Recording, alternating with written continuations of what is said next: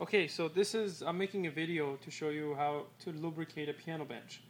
I bought this from a local hardware store, general automotive, industrial, or farm use application grease. So it would be general grease, all climate, general purpose grease. You can find, it doesn't have to be this brand, but it can be any other brand as long as it's general. And it kind of looks like this gooey stuff, you know.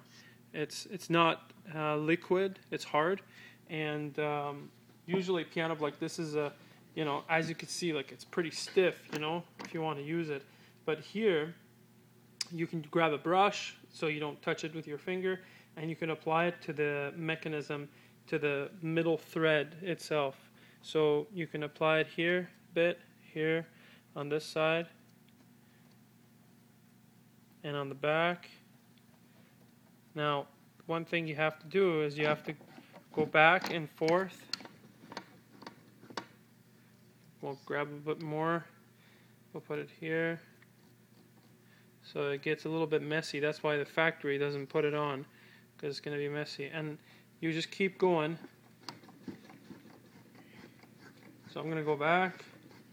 And if it gets stuck, then go forward again so that grease gets underneath this metal cylinder, and it actually, you can put it on all the areas that it's moving on, because it gets pretty dry and the threads are actually big and wide so that the bench can be adjusted faster. You could hear the squeaking right now, and once we put more of this grease, it's going to be a lot more. So you go back and forth.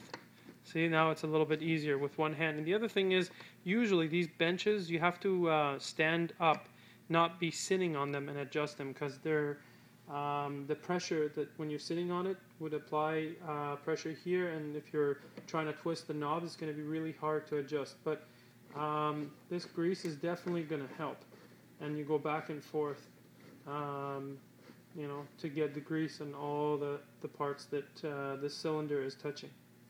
And hopefully that'll solve the problem.